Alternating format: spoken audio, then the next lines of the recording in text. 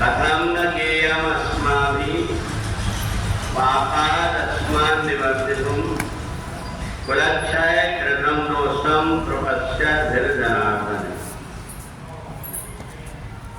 जो समझदार व्यक्ति होता है किसी भी कर्म करने के पहले सोच लेता है कि ये कर्म करना उचित है कि नहीं।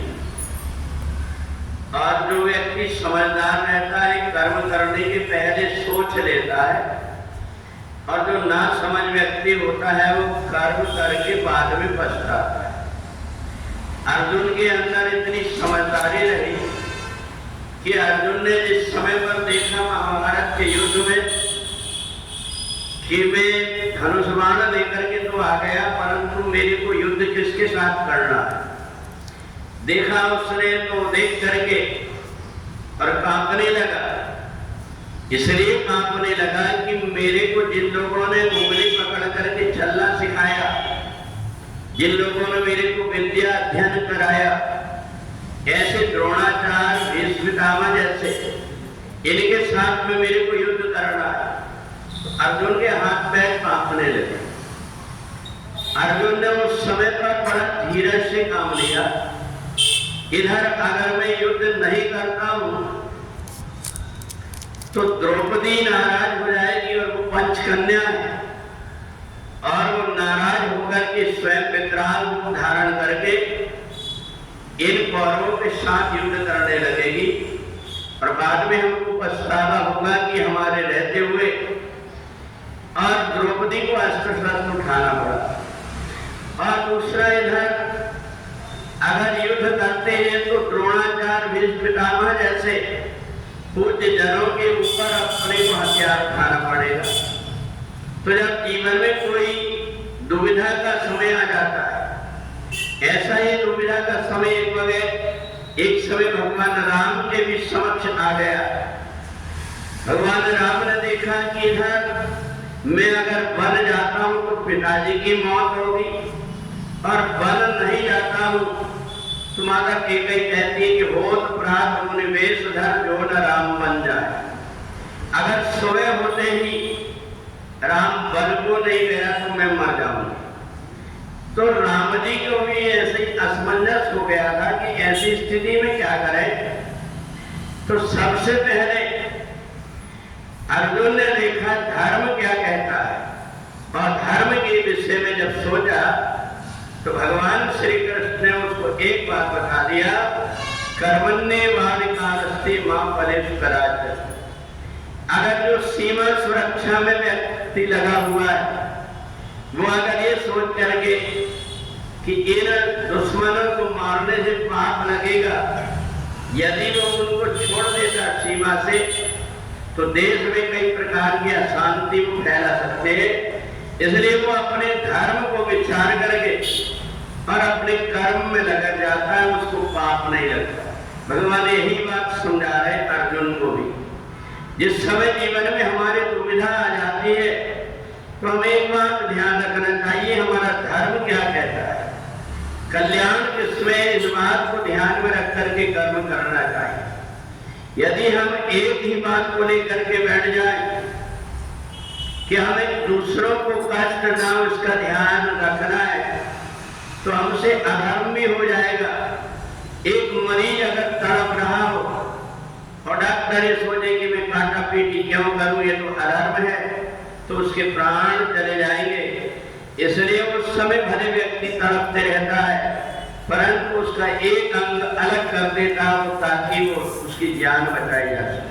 और विषाद योग में भी यही हुआ। विषाद योग में भगवान ने अर्जुन से कहा कि तुम्हें धर्म की तरफ देखना है।